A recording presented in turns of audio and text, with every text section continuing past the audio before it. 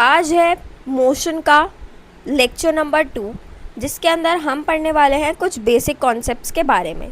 जैसे जब कोई भी ऑब्जेक्ट मूव करता है स्ट्रेट पाथ में, तो इसको हम बोलते हैं motion in a straight line. Actual में motion in a straight line क्या होता है? कोई भी ऑब्जेक्ट अगर मोशन कर रहा है in a straight line, straight path, एक लीनियर मोशन भी कहा जाता है इसे, तो इसे हम बोलते हैं motion in a straight line. ये सबसे सिंपलेस्ट टाइप ऑफ मोशन है। इसके अंदर सबसे पहला पॉइंट जो आता है कि रेफरेंस पॉइंट, या जिसे हम ओरिजिन बोलते हैं, वो क्या होता है? ओरिजिन वो पॉइंट होता है जहाँ से हमारा मोशन स्टार्ट होता है। ठीक है, तो ओरिजिन, हम पोजीशन को डिस्क्राइब करने के लिए हमें ओरिजिन पता होना बहुत ज़्यादा ज़रूरी है। हमने डिस्टेंस कहाँ से स्टार्ट करा कवर करना, वो पॉइंट पता होना जहाँ से हमने स्टार्ट करा, उसी को हम ओरिजिन या फिर रेफरेंस पॉइंट बोलते हैं।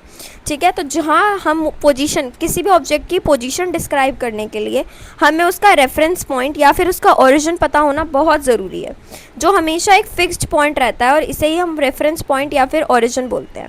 अगर किसी भी ऑब्जेक्ट की पोजीशन जो है वो राइट साइड में हुई है ओरिजिन के, उसे बोलते हैं हम पॉजिटिव।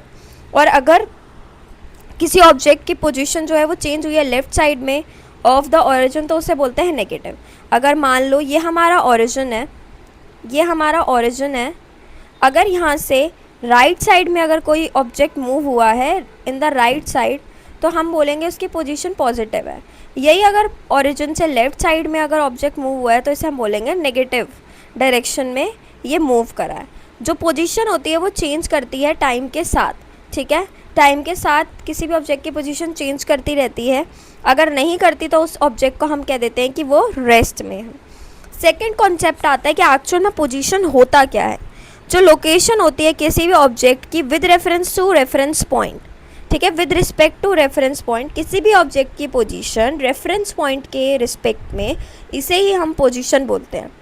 ओरिजिन मान लो 0 किलोमीटर है, अगर किसी ऑब्जेक्ट का कोई ऑब्जेक्ट जो है +8 किलोमीटर गया है, तो उसकी पोजीशन भी +8 किलोमीटर्स ही हो जाएगी।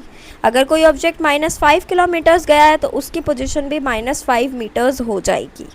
ठीक है, तो आज की क्लास में हमने पढ़ा रेफरेंस पॉइंट क्या होता है, पोजीशन क्या होता है। इसके पार्ट 3 में हम पढ़ेंगे डिस्टेंस के बारे में, कि डिस्टेंस क्या होता है।